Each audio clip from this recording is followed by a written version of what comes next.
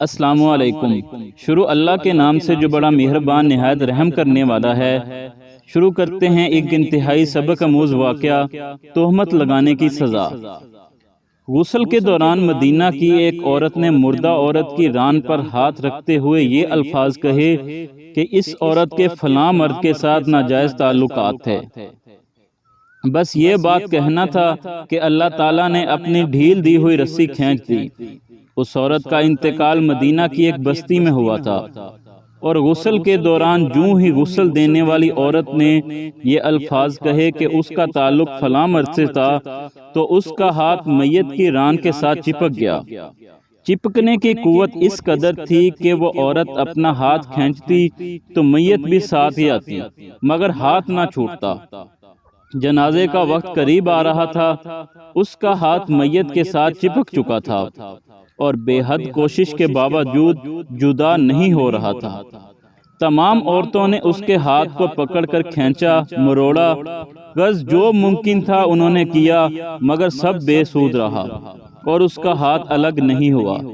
دن گزرا، رات ہوئی، دوسرا دن گزرا، پھر رات ہوئی، سب ویسا ہی تھا۔ میت سے بدبو آنے لگی اور اس کے پاس ٹھہرنا بیٹھنا مشکل ہو گیا۔ مولوی صاحبان، قاری صاحبان اور تمام اسلامی طبقے سے مشاورت کے بعد طے ہوا کہ جو عورت غسل دے رہی تھی اس کا ہاتھ کاٹ دیا جائے اور اس کو جدا کیا جائے اور میت کو اس کے ہاتھ سمیت دفنایا جائے۔ مگر اس فیصلے کو اس عورت کے اور اس کے خاندان نے یہ کہہ کر رد کر دیا کہ ہم اپنے خاندان کی عورت کو معذور نہیں کر سکتے، لہٰذا ہمیں یہ فیصلہ قبول نہیں۔ دوسری صورت یہ بتائی گئی کہ میت کے جسم کا وہ حصہ کاٹ دیا جائے اور ہاتھ کو آزاد کر کے میت دفنا دی جائے، مگر بے سود۔ اس بار میت کے خاندان نے اعتراض اٹھایا کہ ہم اپنی میت کی یہ توہین کرنے سے بالکل قاصر ہیں۔ اس دور میں امام مالک قاضی تھے۔ بات امام مالک تک پہنچائی گئی کہ اس کیس کا فیصلہ کیا جائے۔ امام مالک اس گھر پہنچے اور صورتحال بھانپ کر غسال عورت سے سوال کیا، اے عورت، کیا تم نے غسل کے دوران اس میت کے بارے میں کوئی بات کہی؟ غسل دینے والی عورت نے سارا قصہ امام مالک کو سنایا اور بتایا کہ اس نے غسل کے دوران باقی عورتوں کو کہا کہ اس عورت کے فلاں مرد کے ساتھ ناجائز تعلقات تھے۔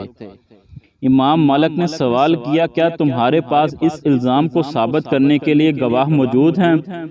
عورت نے جواب دیا کہ اس کے پاس کوئی گواہ موجود نہیں۔ امام مالک نے پھر پوچھا، کیا اس عورت نے اپنی زندگی میں تم سے اس بات کا تذکرہ کیا؟ جواب آیا، نہیں۔ امام مالک نے فوری حکم صادر کیا کہ اس غسل دینے والی عورت نے چونکہ میت پر تہمت لگائی ہے، لہٰذا اس کو حد مقرر کیا جائے اور حد کے مطابق اس کو 80 کوڑے لگائے جائیں۔ حکم کی تعمیل کی گئی اور 70 بھی نہیں، 75 بھی نہیں، پورے 80 کوڑے مارنے کے بعد اس عورت کا ہاتھ میت سے الگ ہوا۔ آج ہم کسی پر تہمت لگاتے ہوئے ایک ذرا بھی نہیں سوچتے، لہٰذا کسی بھی تہمت لگانے سے پہلے اللہ پاک کے خوف سے ڈریے۔ اللہ ہم سب کا حامی و ناصر ہو۔ خدا حافظ۔